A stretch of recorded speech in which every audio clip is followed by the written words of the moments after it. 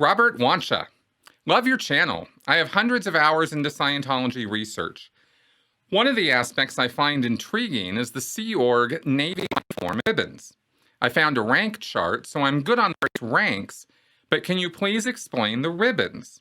What do they represent? For instance, is there a ribbon for achieving clear, another for OT1, OT2, holding a commanding officer position, etc.?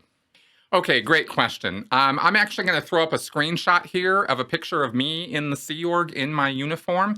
And I believe the ribbons you are referring to are those colorful bars. They are called campaign bars or campaign ribbons. And you can see I have quite a few of them. I've seen people who had, they go all the way down. Lots and lots of them. So let's talk about what they represent. Mainly in the Sea organization, they represent courses that you have completed. There are certain courses or training actions that people do that they get a ribbon for. There are different, but there aren't, I don't recall, maybe there are, but I don't recall seeing ribbons for processing or case levels. Like you asked if there's one for clear or OT8 or something, and I don't think there are, not that I recall from when I did my study of this stuff. You learn about all this when you get into the Sea Org and are doing the Estates Project Force or the EPF, which is the equivalent of their boot camp. So I'm drawing from memory here on what I read about this stuff many years ago. There is one that is specifically if you are mission trained. And in the Sea Org, when you go out on missions, those are like projects. You get specific set of orders to go do. You get fired out with somebody else. You go to a distant location, or maybe you stay on base. That happens sometimes too. You get an on-base mission. But anyway, there's a blue, I believe it's a blue ribbon that it signifies that you're mission trained.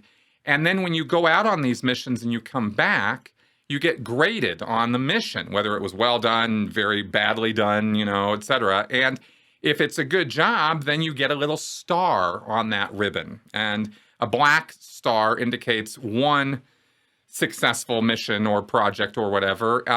A silver star represents 3. So you could easily get, up to 9 on there pretty easily with 3 silver stars. Maybe gold stars represent 5. I don't really remember. But that was sort of the numbering system for it. So you could show off that you are a very good, successful missionaire.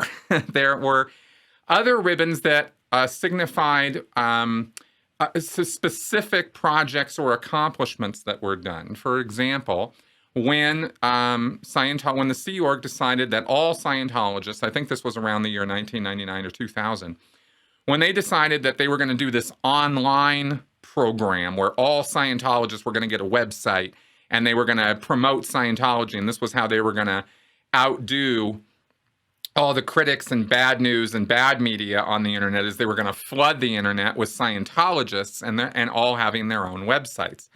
So I got a ribbon for having worked on that project. There were only about, 10 people or something who got that ribbon, and I was one of them. So that signified, that particular campaign, I guess you could say.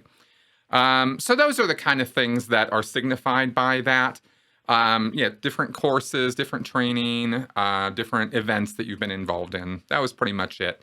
And as far as the lanyards go, because there's a shoulder chain that gets clipped here, that's for petty officers. And if you see a gold braid lanyard, then that is an officer lanyard. When you go out on a mission or project, you get a green lanyard. It's a green braid lanyard. If you are, say, from the continental management level, then you're going to get a green one. If you're fired out on it, and you wear that lanyard for the duration of the project that you're on, so it signifies, oh, he's on a project, right?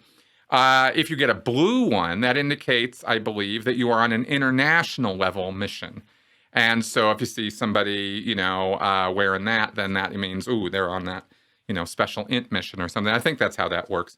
And then the senior international executives, when they are in full dress uniform, they have a lot of gold and braid and all that, but they have a very big, thick gold lanyard, and it's a sort of a laced deal, and that indicates senior executive. So you'll see those kind of things.